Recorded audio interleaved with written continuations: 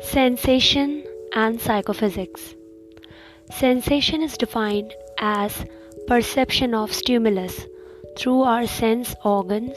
Sensations are psychological experiences that are associated with stimuli that haven't been assigned meaning yet. Sensory receptors are organs that help with sensing stimulus. Eyes, optical visual stimulus. Ears are for auditory sonic stimulus. Nose for olfactory or smell stimulus. Tongue, taste, gustatory stimulus. Skin, touch, tactile stimulus. All the above mentioned are connected to the spinal cord for execution of reflex action, unconditioned responses. Psychophysics can be defined as the study of how physical stimuli are translated into psychological experiences. As a discipline within psychology, it investigates the relationship between physical stimuli and sensations, perceptions attached with them.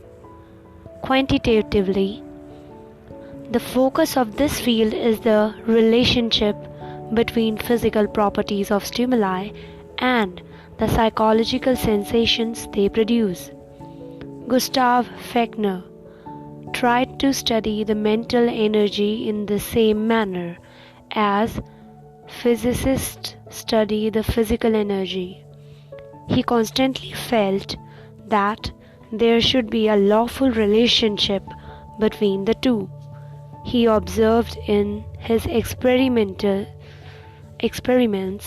that inertia in energy of physical stimuli led to increase in energy of sensation. He also found this to be in agreement with a logarithmic law. He evolved a law called Psychophysical Law and published it in 1860 with the title Elements of Psychophysics, in which he explained the relationship between mind and body, forming the basis of psychophysical methods. Max Weber. Ernst Weber got inspired from Fechner and gave the Weber-Fechner law, which states that change in a stimulus that will be just noticeable is the constant ratio of the original stimulus. It is a historically important law since it quantifies the perception of change in a given stimulus. Importance of psychophysics. There is no direct, simple relationship between stimuli and sensation. The knowledge of psychophysics is important to understand this relationship and to quantify it. Sensory adaptation is a process that alters the relationship between stimuli and sensation. Further, the concept of threshold is important in explaining the field of psychophysics. Sensory adaptation changes the sensitivity of sensory receptors occurring in relation to the stimulus. Definition of psychophysics.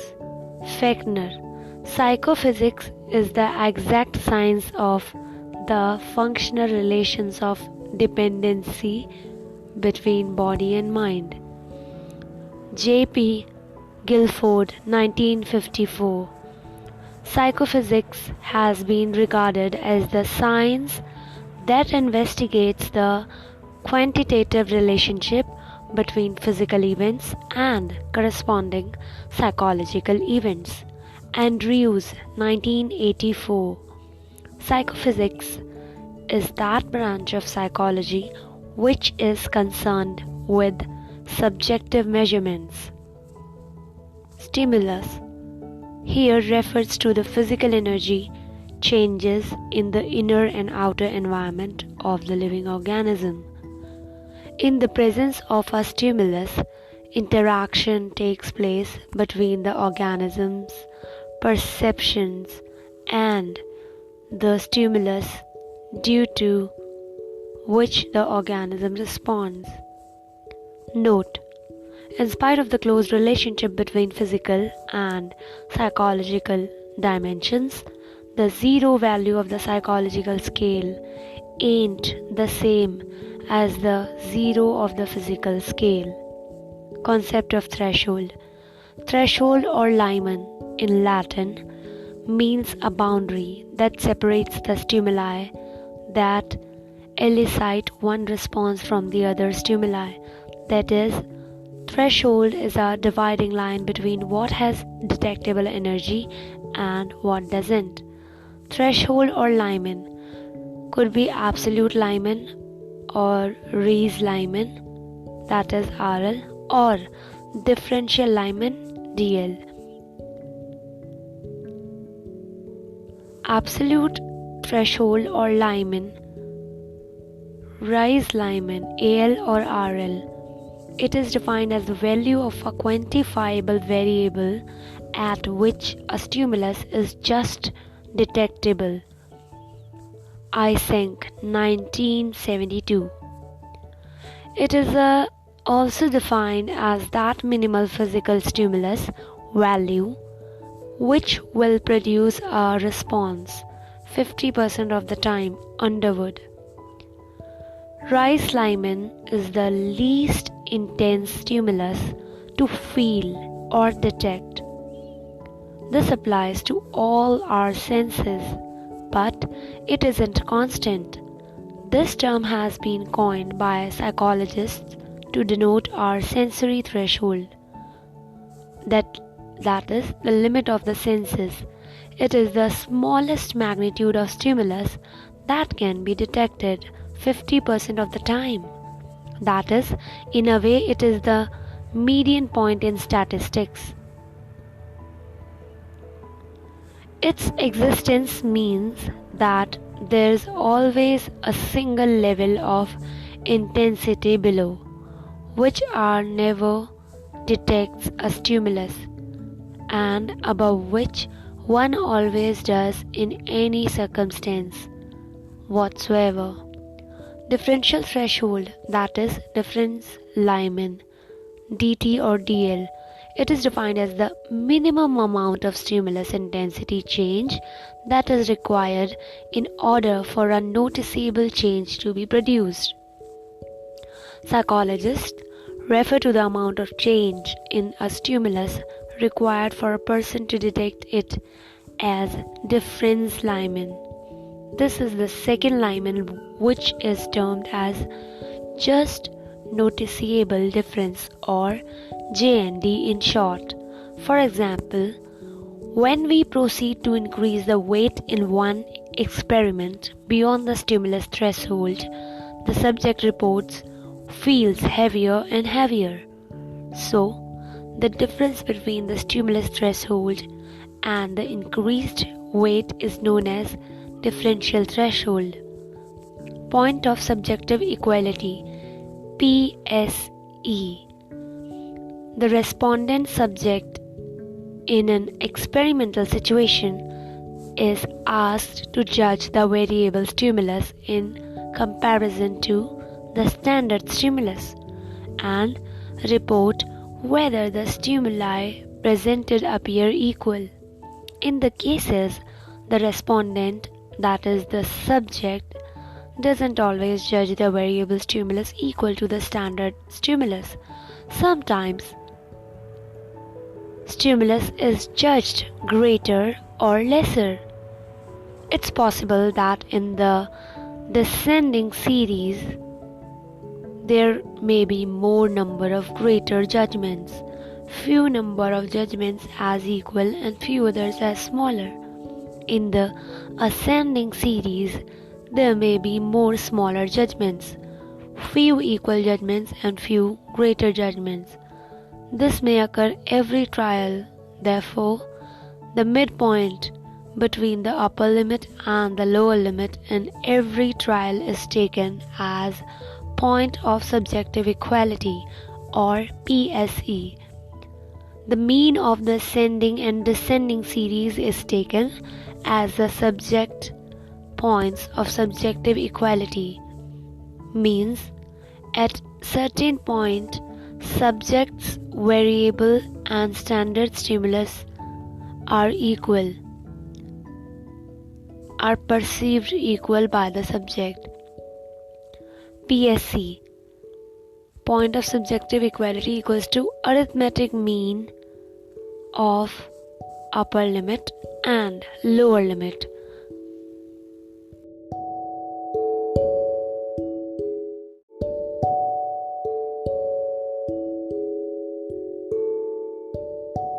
Psychophysical methods. To study the relationship between the physical and psychological dimensions, the psychophysicists developed 3 different methods of collection and treatment of data.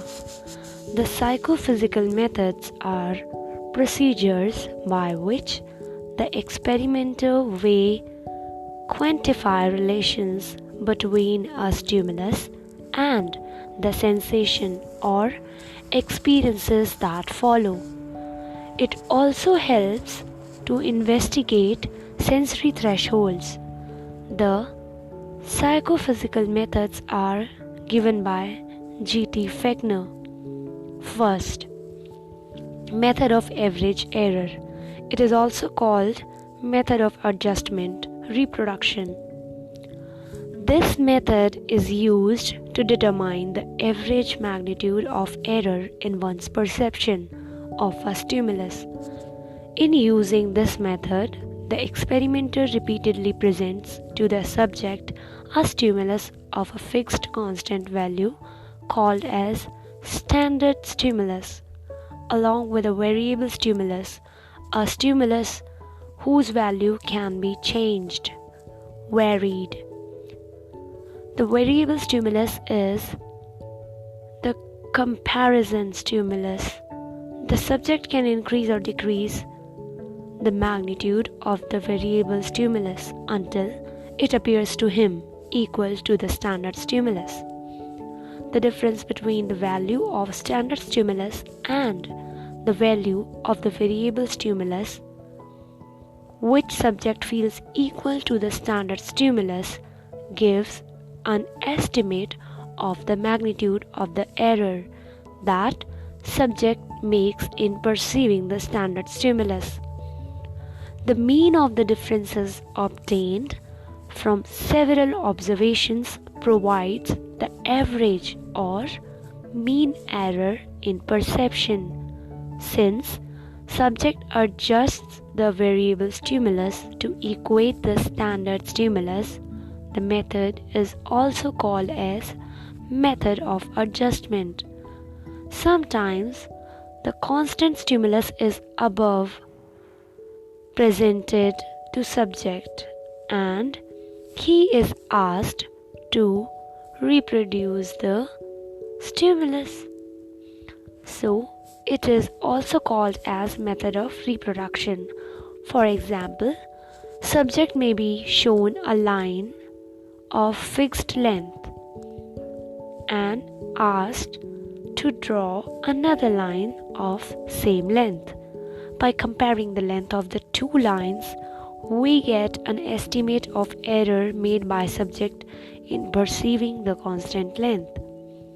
Second is the method of limits, that is method of J&D or method of maximal or minimal change, method of successive serial exploration. This method has principally been used for determination of RL or DL. RL is the lower or upper limit of the stimulus value that can be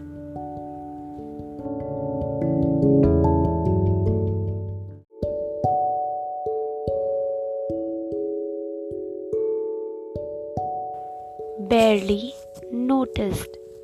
Similarly, DL or differential Lyman is the lower of upper limit of the difference value that can be barely noticed. Basically, J and stimuli is RL, Lyman. J and difference is DL, differential Lyman. This value of the stimulus produces a change in the subject's response. Similarly, DL is the limit of the difference between two values of a stimulus, that is noticeable. This minimal difference is the reason for production of change in the perception of the stimulus.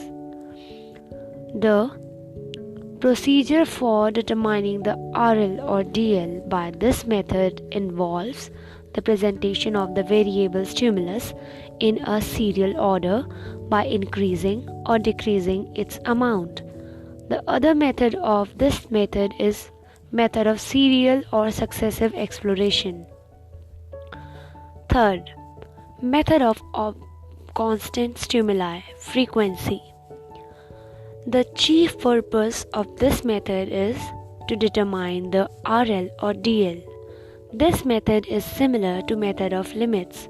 Here also, the difference values of stimulus are presented to the subject. Each time, for determining RL, the subject has to respond whether he notices the stimulus or fails to notice it. For determining DL, the subject has to report whether a particular value of stimulus in same or different form from the standard stimulus, that is compared to the constant one. Note, the two methods differ only in mode of presentation of the variable stimulus. In method of limits, the experimenter presents the variable in a regular increasing or decreasing order, and in method of constant stimuli, the experimenter changes the value of variable stimuli in an irregular fashion.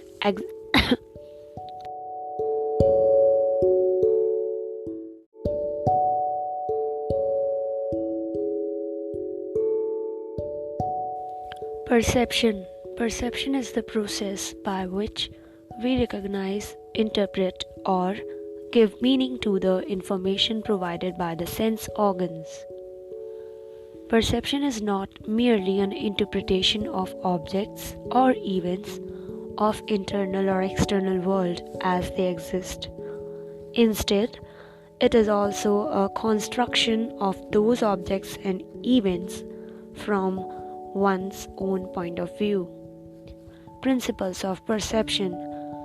Our visual field comprises of a multitude of elements such as points, lines, and colors. But we perceive these elements as organized wholes or couplet objects. This process of organizing our visual fields into meaningful wholes is known as form perception. Principles of perception. An introduction to Gestalt psychology and principles of perception.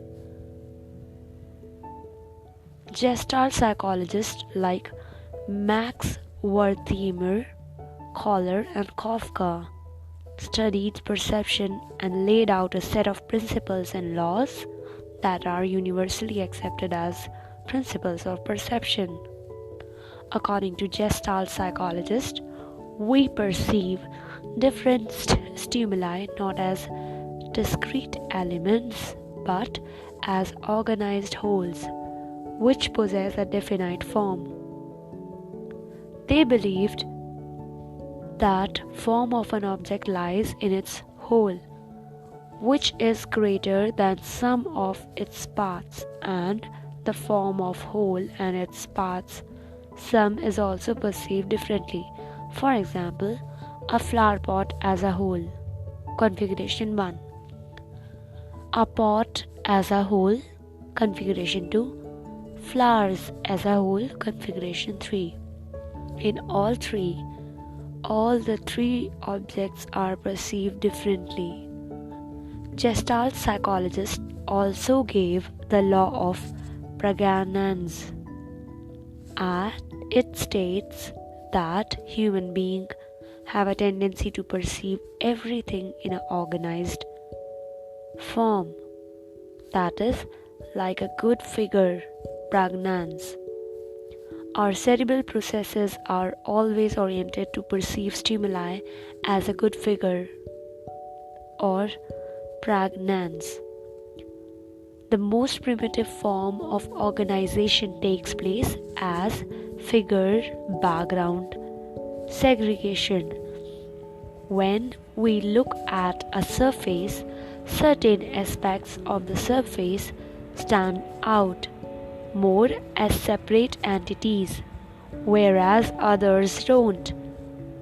These are the figure and background, respectively. For example, Rubens' vases. Figure background is black, it appears to be a vase. If figure background is white, it appears to be as face.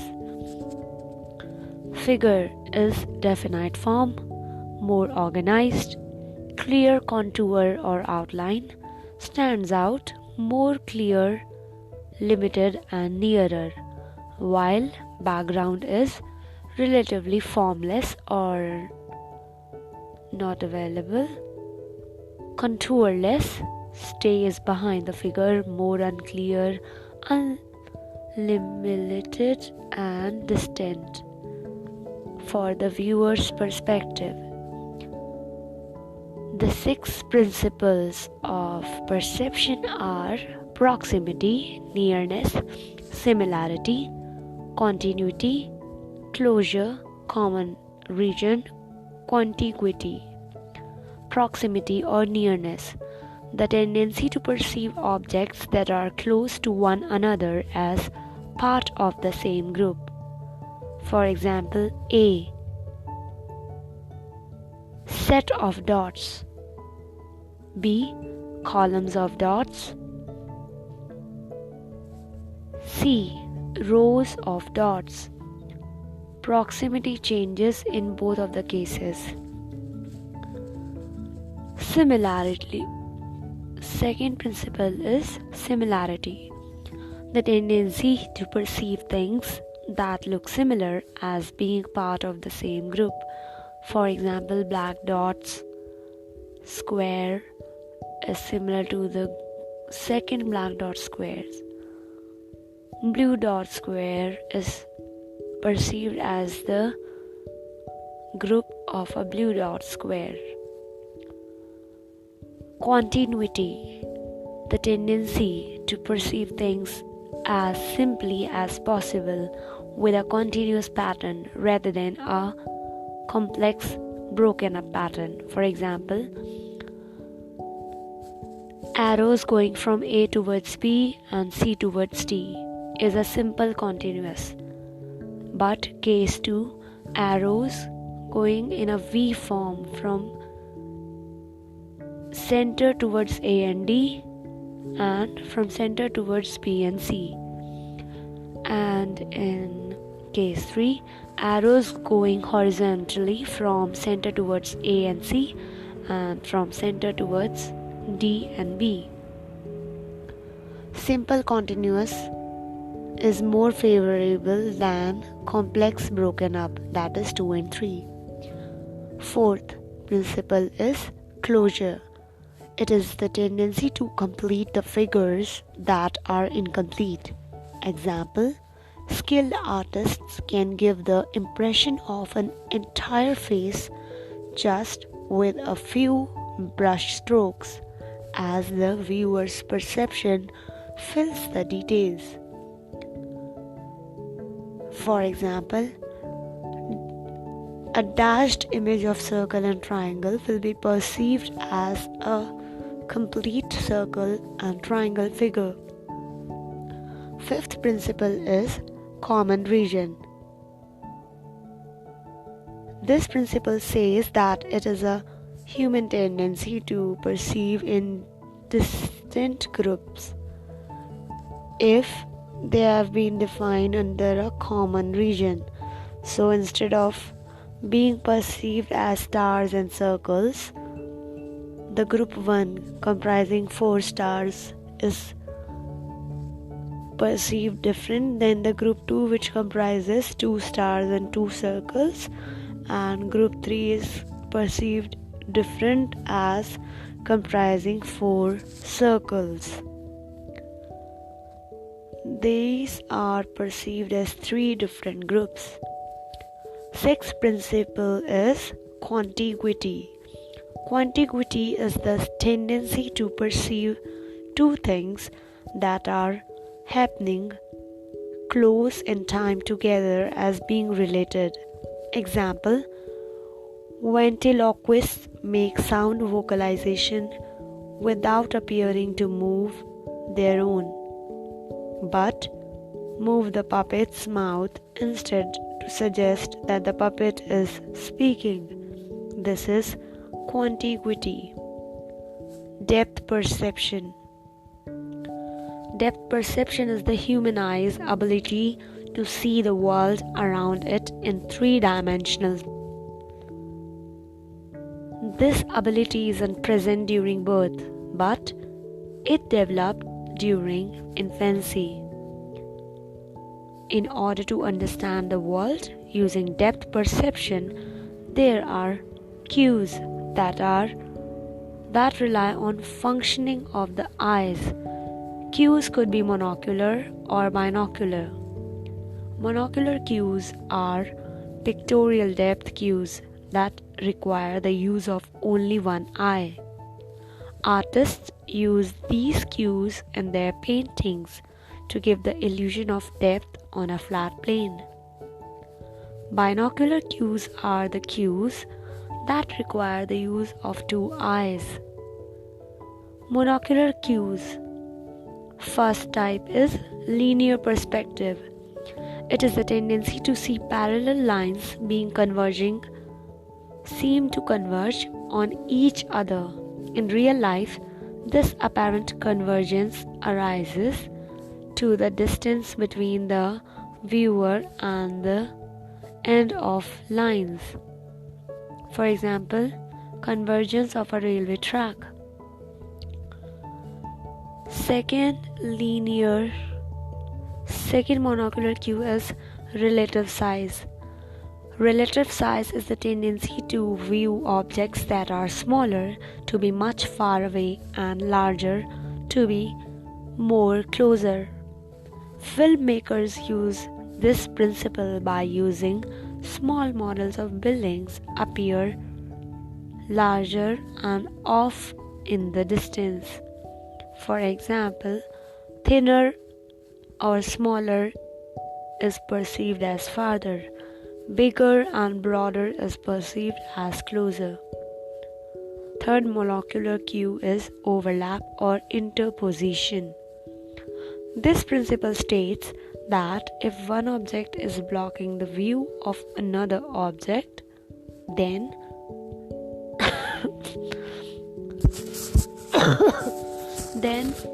the blocked object is perceived to be behind the first one and hence farther. For example, if 2 flowers are there and one of the flowers is covering or overlapping the other flower, the flower which is completely visible appears to be nearer, while the overlapped one is perceived to be farther. For example, if there are 2 circles A and B, and A is overlapping circle B, then A is perceived as nearer and B is farther apart. Fourth monocular cue is aerial perspective. This principle states that the farther the object is, the more hazier it will appear. due to the presence of dust, dirt, and other pollutants in the air. This is the reason why mountains in the distance look fuzzy and hazy or blurrier.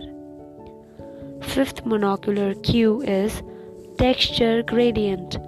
Objects that are closer to the viewer appear to be distinctly textured, but as we look farther to the same object, the distinct texture becomes finer and smooth. Example, watching a brick wall from up close will reveal a lot of coarse texture of the bricks, but when we move farther away, we don't see that texture anymore. Sixth monocular cue is motion parallax. In this cue, the perception of motion of objects which are close appear to be moving quickly than the objects far away. Example, while in a moving car, the things closer to you appear to be moving faster than the building or mountains farther than you. The objects which are nearer appears to be moving faster and in the opposite direction, while the objects farther away seems to be moving comparatively slow and in the same direction. The seventh monocular cue is accommodation of eye.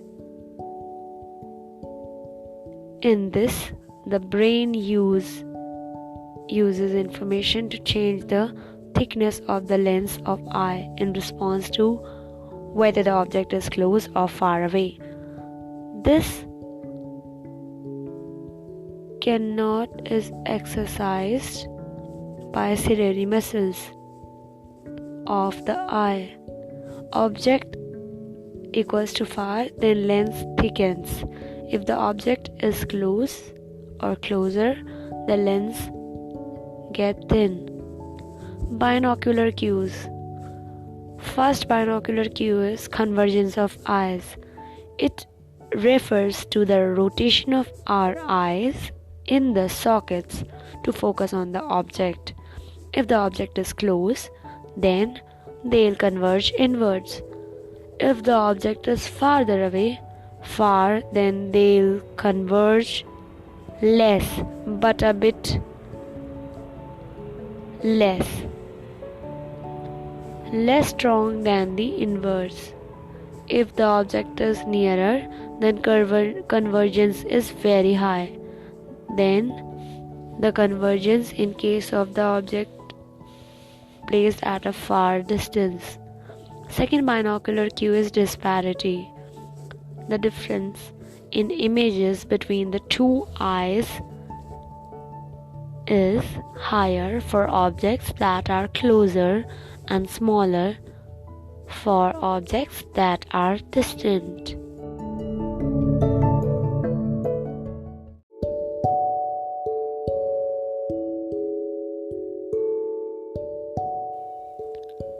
Differential threshold or differential Lyman. When we proceed to increase the weight in an experiment beyond the stimulus threshold, the subject feels heavier and heavier. So, the difference between the stimulus threshold and the increased weight is known as differential threshold. Psychologists refer to the amount of change in a stimulus required for a person to detect it as the differential threshold. This is the second threshold, which is termed as just noticeable difference or JND. Differential threshold is the minimum amount of stimulus intensity change needed to produce a noticeable change. Differential threshold. According to Underwood, differential threshold is that physical stimulus difference that is noticeable 50% of the time. According to D'Amato, differential threshold is the minimum amount of stimulus change required to produce a sensation difference. The ability to detect small change in the intensity of weak stimuli or stimulus change required to provide a sensation difference. The ability to detect small change in the intensity of weak stimuli but only large changes in the intensity of strong stimuli was first formally noted by German psychophysicist Ernst Weber 1795 to 1878. This phenomenon is called Weber's law. Weber discovered a relationship between the absolute stimulus intensity and the just noticeable difference J&D, the change in intensity of a stimulus which can be detected by an individual 50% of the time. The smallest difference in intensity which can be detected is proportional to the original stimulus intensity is known as differential threshold. Weber's law states that delta I divided by I equals to K. Delta I is increase in stimulus intensity needed to make a J&D. I is stimulus or background intensity and K is Weber's constant. Various sense modalities have different Weber's constant. For example, vision 1 by 60, hearing or loudness of noise 1 by 10, taste 1 by 3, pressure on skin 1 by 7, pain 1 by 30, kinesthetic 1 by 50. It was all about differential threshold. Thank you.